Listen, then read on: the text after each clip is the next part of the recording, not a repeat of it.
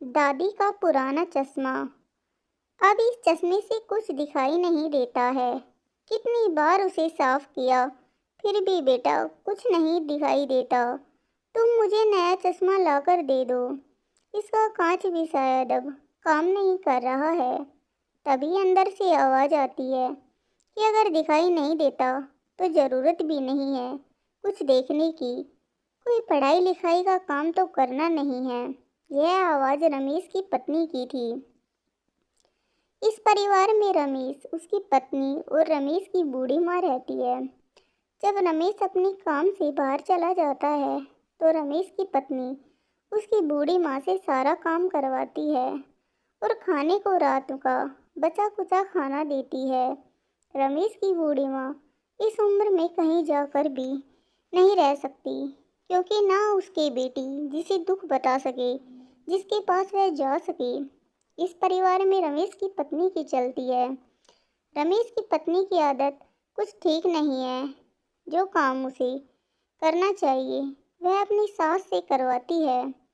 रमेश की माँ को आंखों से कुछ दिखाई नहीं देता तो वह चश्मा लगा लेती है। अब चश्मा खराब हो गया है, इसलिए वह रमेश से कहती है, बेटा नया चश्मा बनवा दो। इस पर रमेश की पत्नी मना कर देती है। रमेश भी चुपचाप वहाँ से चला जाता है और कुछ नहीं कहता।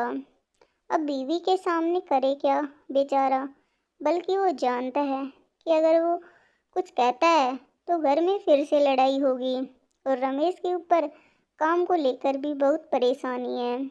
इसलिए वह सुनता है पर कुछ कह नहीं पाता। अगर कुछ करे भी तो पत्नी की नाराज़गी और बढ़ जाएगी, जिसके चलते और परेशानी होगी। रमेश अपनी माँ को दुखी भी नहीं देखना चाहता, पर इस समस्या का हल उसे मिल नहीं रहा था। रमेश की माँ घर का सारा काम करती है, पर वह रमेश से कुछ नहीं कहती है। वो जानती है कि अगर वो कुछ कहेगी तो घर में फिर से झगड़े होंगे और वह अपने बेटे को दुखी नहीं देखना चाहती। एक दिन रमेश के बेटे का जन्मदिन था। कुछ मेहमान भी आए हुए थे। जन्मदिन का सारा खाना रमेश की माँ ने बनाया था। रमेश की माँ खाना बहुत अच्छा बनाती है। सभी मेहमान खाना खाकर अपने घर की ओर चले गए थे। रमेश की पत्नी आराम कर रही थी, क्योंकि आज मेहमान आने की वजह से वो थक गई थी। जब रमेश ने पूछा कि माँ कहाँ है, तो उसकी पत्नी ने कहा कि यहीं होगी। जब रमेश अपनी माँ को देखने गया तो रमेश अपनी आंखों के आंसू रोक नहीं पा रहा था और चुपचाप देख रहा था। रमेश अपनी माँ के लिए चश्मा लेकर आया था। वही चश्मा वो अपनी माँ को देना चाहता था। रमेश की माँ मेहमानों के बचे खाने में से अपना खाना खा रही थी। अपनी माँ की यह दशा देख रमेश बहुत दुखी हुआ और अपनी आंखों के आंसू भी नहीं रोक पा रहा था। जब उसने अपनी माँ को आवाज़ लगाई तो माँ की आंखों में आंसू थे। दोनों एक दूसरे को देख रहे थे। रमेश नहीं जानता था कि एक दिन ऐसा भी आएगा। इस कहानी से हमें यह शिक्षा मिलती है कि अपने बड़ों की हमेशा इज्जत करनी चाहिए।